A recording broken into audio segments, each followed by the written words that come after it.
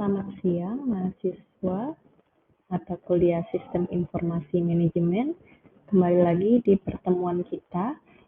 Jadi pada pertemuan kali ini, perkuliahannya akan diselenggarakan dengan metode asinkron, di mana saya akan memberikan materi dan juga menjelaskan terkait apa saja yang dibahas dalam materi ini. Jadi kita lanjutkan pada bab pertama. Bab pertama ini membahas tentang Information System in Global Business Today. Jadi bagaimana sistem informasi di lingkungan bisnis global saat ini.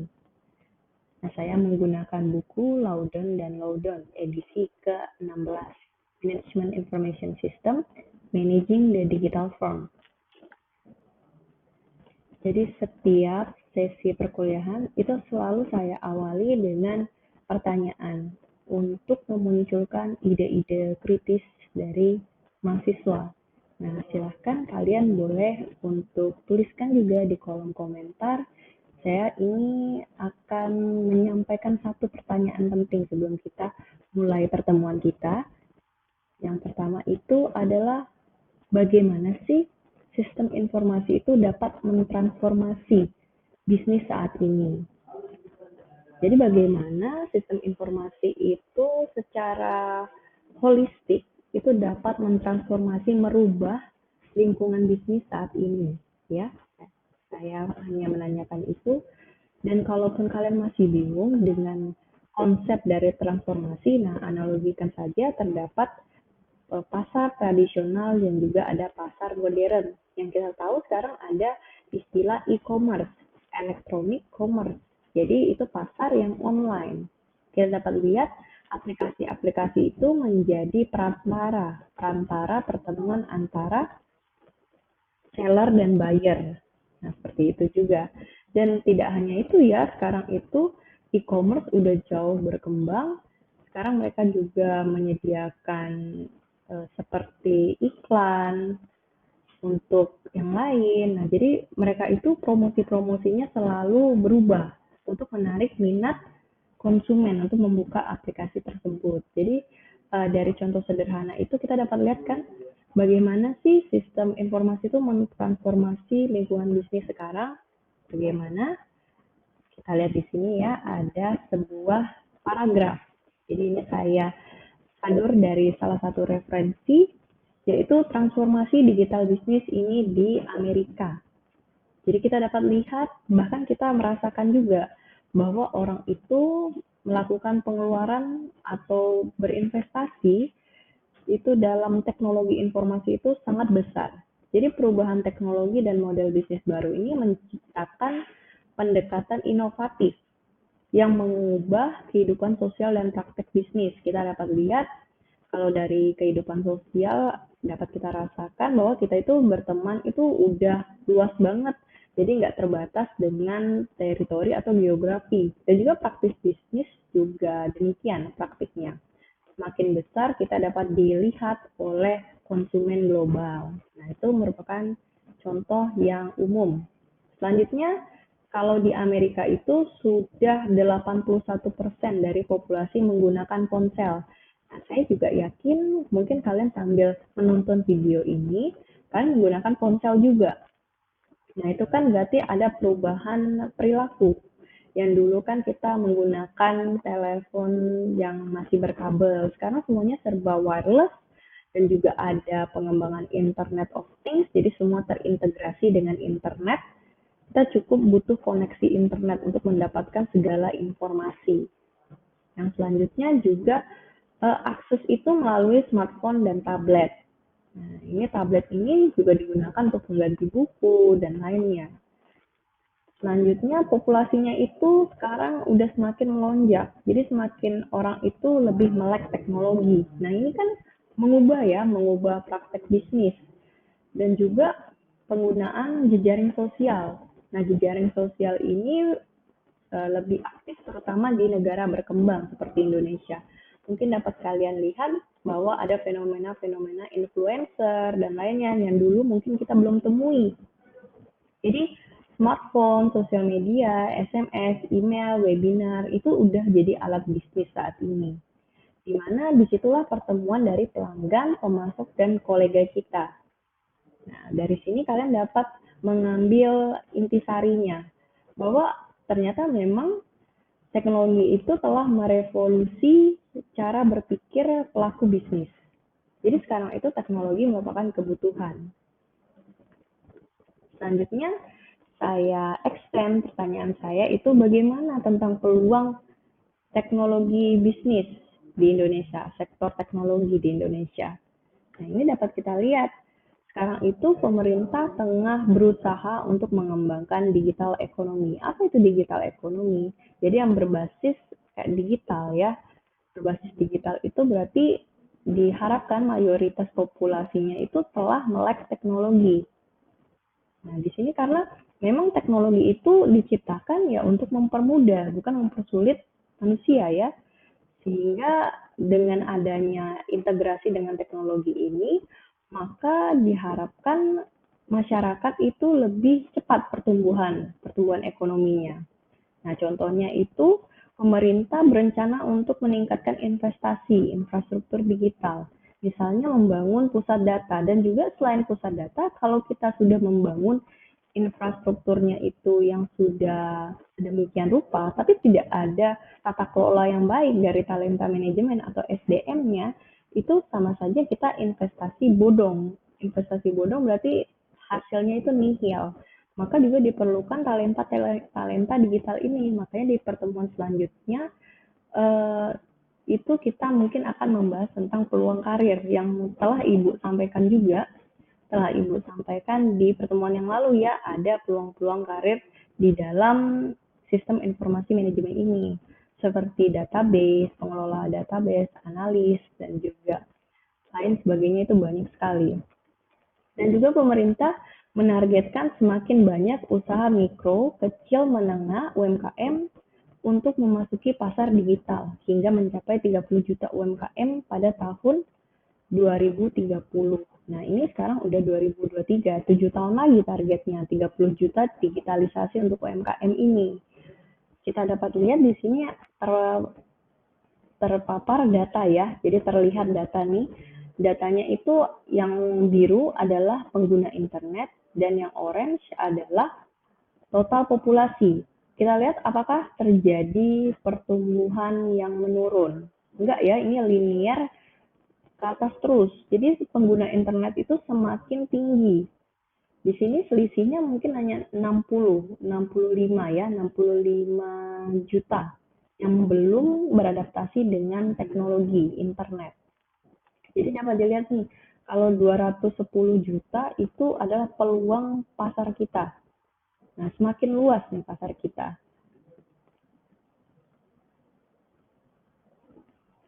Selanjutnya saya akan membahas atau menguraikan tentang tujuan pembelajaran pada hari ini. Jadi yang pertama itu untuk mengetahui peran sistem informasi dalam transformasi lingkungan bisnis. Yang kedua, mengidentifikasi sistem informasi dalam perspektif teknis dan bisnis, dan mengidentifikasi serta menjelaskan 3 dimensi informasi, menilai aset pelengkap yang diperlukan untuk teknologi informasi. Mungkin kalian masih bertanya ya, apa peran dari sistem informasi dalam lingkungan bisnis ini? Jadi kita lihat lagi di sini ada kurva.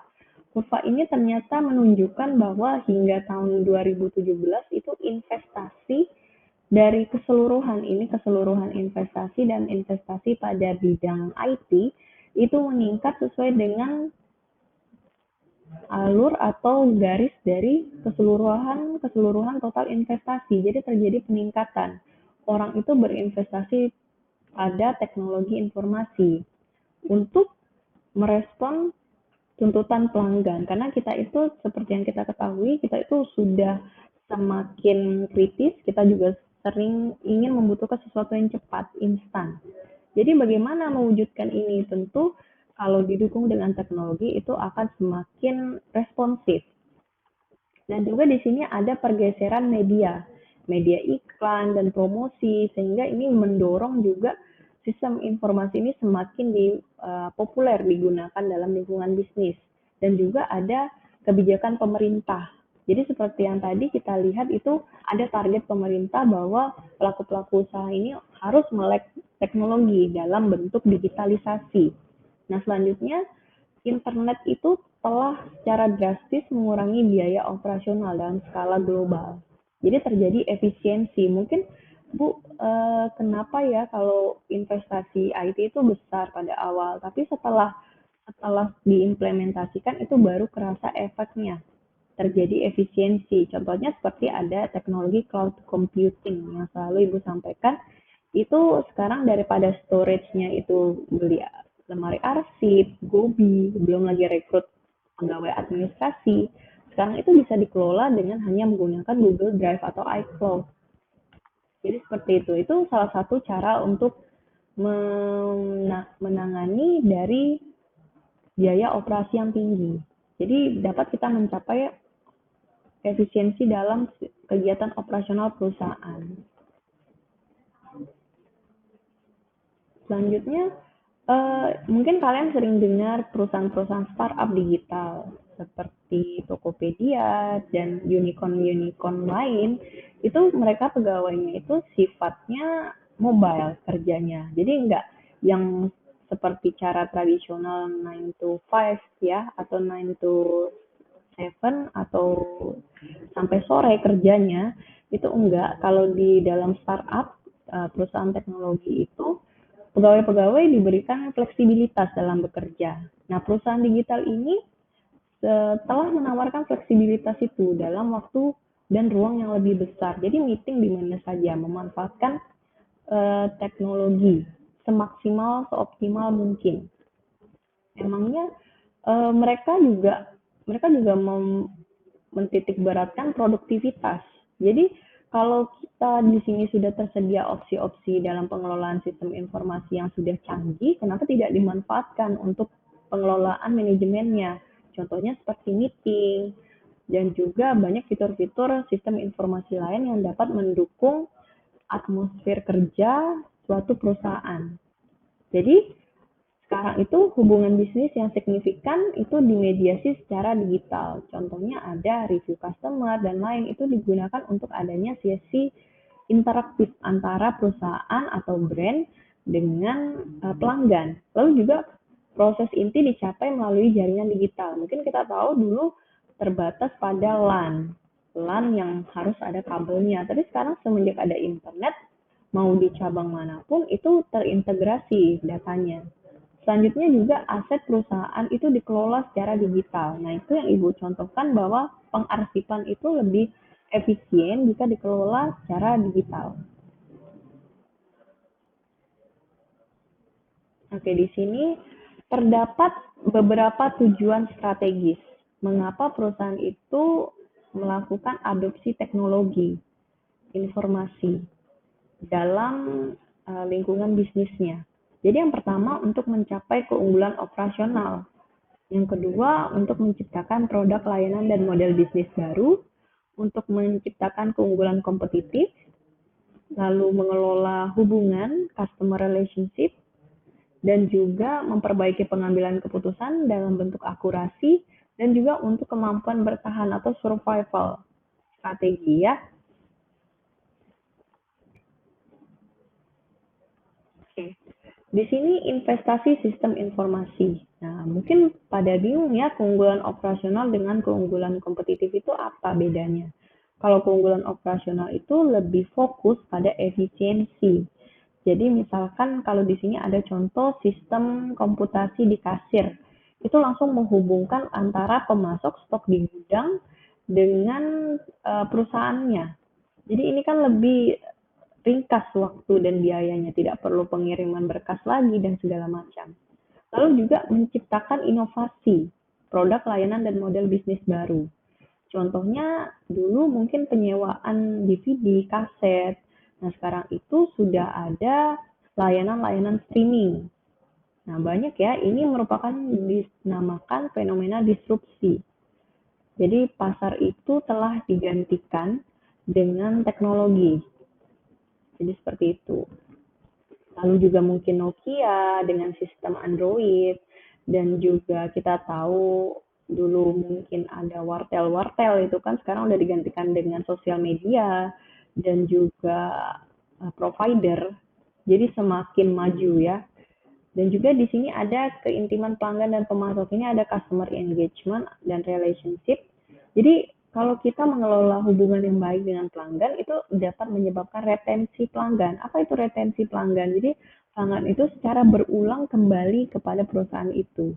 Nah, ini yang akan dapat menciptakan salah satu faktor yang menciptakan loyalitas.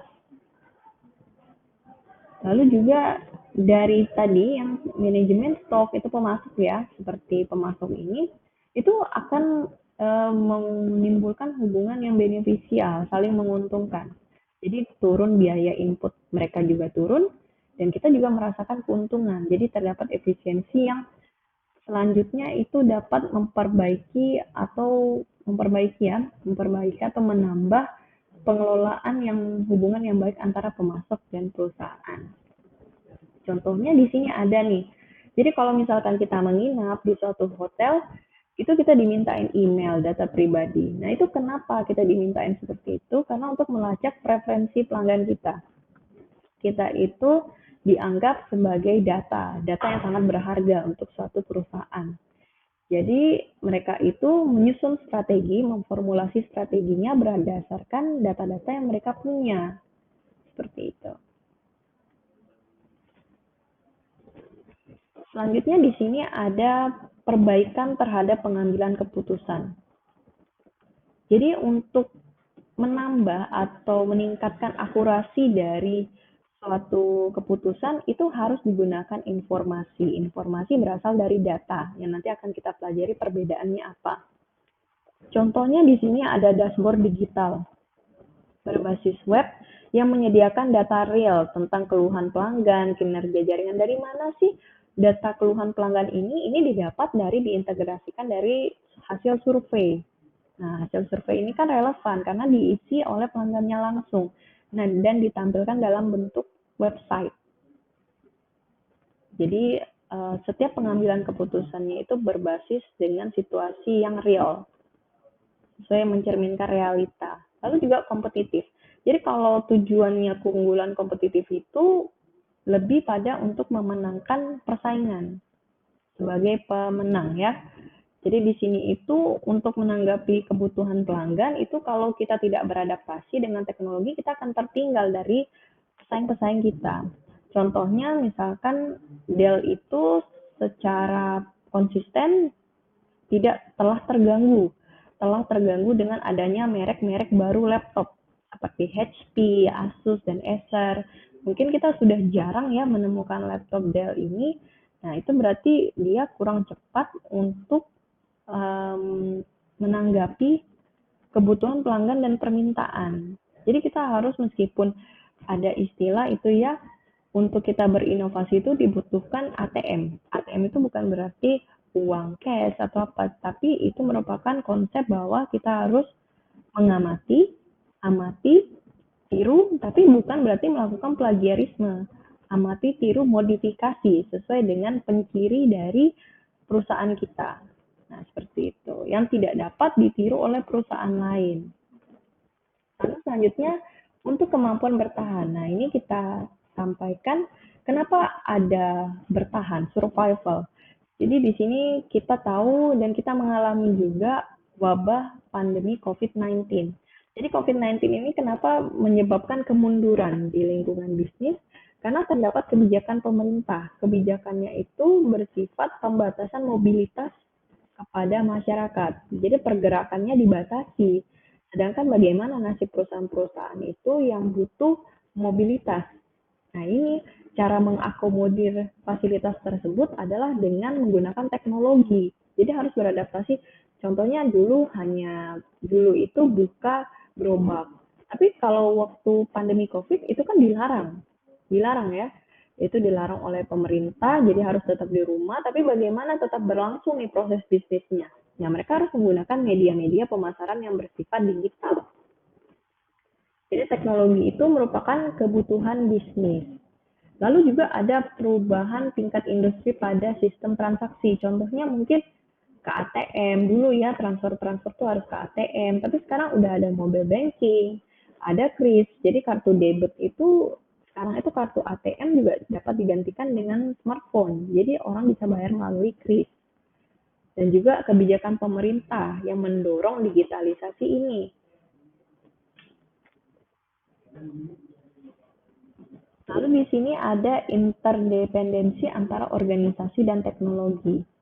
Jadi yang pertama itu yang dimiliki oleh suatu perusahaan bisnis adalah tujuan strategis dan prosesnya. Lalu dihubungkanlah dengan software.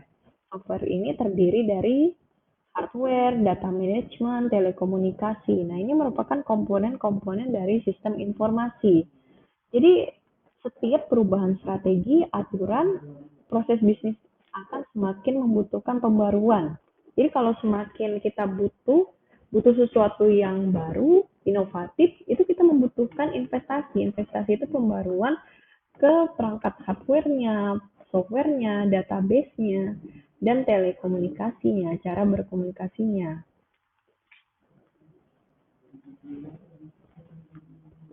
Oke, sekarang ada perspektif tentang sistem informasi. Nah, di sini sistem informasi yang kita ketahui dari pertemuan pertama juga, sistem informasi itu adalah kumpulan komponen yang saling terkait. Jadi mengumpulkan, memproses, menyimpan. Jadi sistem informasi itu kalau kalian jawab hardware ya keliru. Jadi ini merupakan integrasi dari software, hardware, data management, dan telecommunication. Jadi perannya apa? Perannya itu mengumpulkan, memproses, menyimpan, dan mendistribusikan informasi untuk tadi mendukung pengambilan keputusan. Nah, kalau misalkan kita lanjutkan perspektif lain, informasi dan data, bedanya apa sih? Jadi data itu adalah aliran fakta mentah, contohnya angka yang belum diolah. Tapi informasi ini adalah data yang telah diolah dan mempunyai makna. Kita ambil contoh di sini ada data dan informasi. Jadi data ini merupakan input dan prosesnya adalah sistem informasi, lalu outputnya adalah informasi itu sendiri. Jadi ini adalah contoh counter checkout supermarket. Jadi di situ ada kode produknya dan ada harganya. Nah, ini merupakan data. Kita tidak dapat menyimpulkan apapun dari data ini, hanya untuk identifikasi saja. Lalu kalau informasi itu tersedia itemnya, sudah ada informasi-informasi produknya. Nah, yang paling utamanya ada tingkat penjualannya, jumlah penjualannya, dan jumlah dari hasil penjualan tersebut, yang pendapatan yang didapatkan. Nah, itu merupakan informasi bagi seorang manajer untuk mengetahui apakah sudah efektif penjualan dan pemasarannya. Seperti itu ya. Nah, di situ terdapat contoh. Mungkin dapat kalian juga berikan contoh lain bagaimana data dan informasi ini berbeda. Jadi mungkin cukup sekian pertemuan saya tentang information system in global business today ya. Saya cukupkan, semoga bermanfaat. Wassalamualaikum warahmatullahi wabarakatuh.